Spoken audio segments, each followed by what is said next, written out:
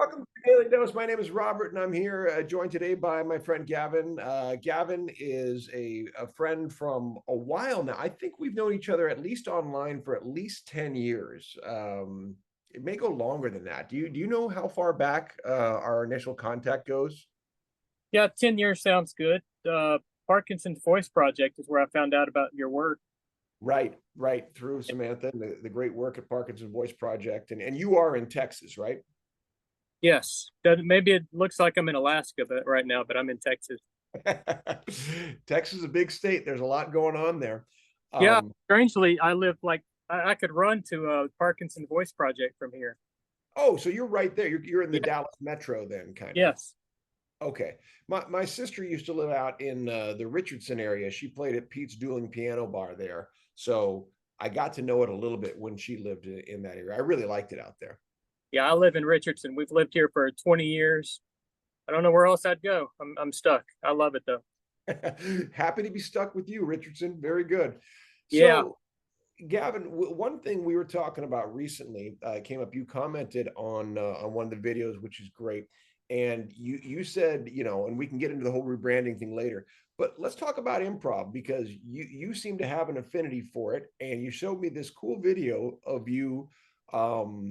But what I saw in the video, and I can link it down below so others can see it, is you looking like you were in a kind of difficult off state, and then you hit the stage, and improvisationally you exploded, like you became, I don't know, you're a more full functioning self. Tell me about that video and what improv means to you.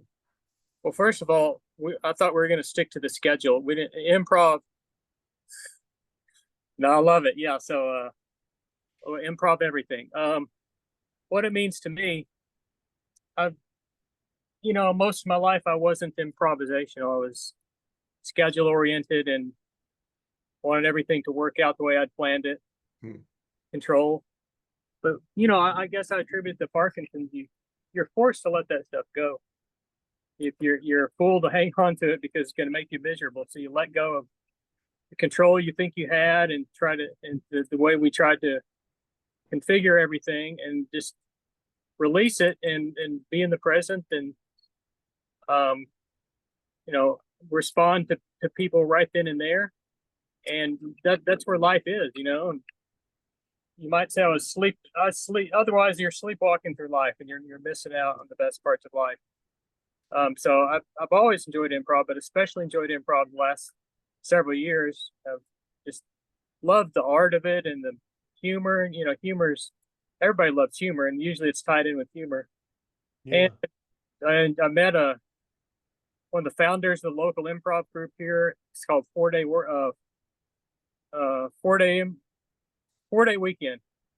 And I'll just mention I'm off my medication right now for a reason. We can get to that later, but I'm doing my best to think and function. But we're working improv. And so about that video though, yeah, my wife and I used to love to go to that club, and I still do. My wife passed away last year, and Oh, so many memories about that place. And every time I go, I see my friend, and he loves having me, and we chat afterwards. And I've taken lessons out there. It's just a special place, and they always kick off their night with the same song. It's called "Read My Mind" by the Killers.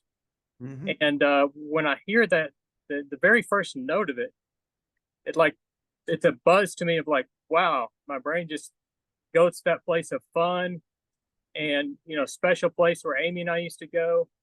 And like it's a total escape from Parkinson's, escape from everything. And when I hear that first note, it changes me. And I Well, do like it just I'm able to release the Parkinson's.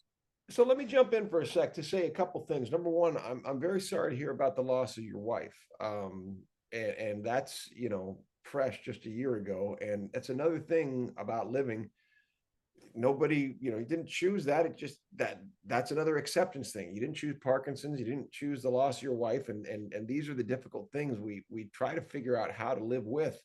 And you mentioned improv and that song, Read My Mind by the Killers, right?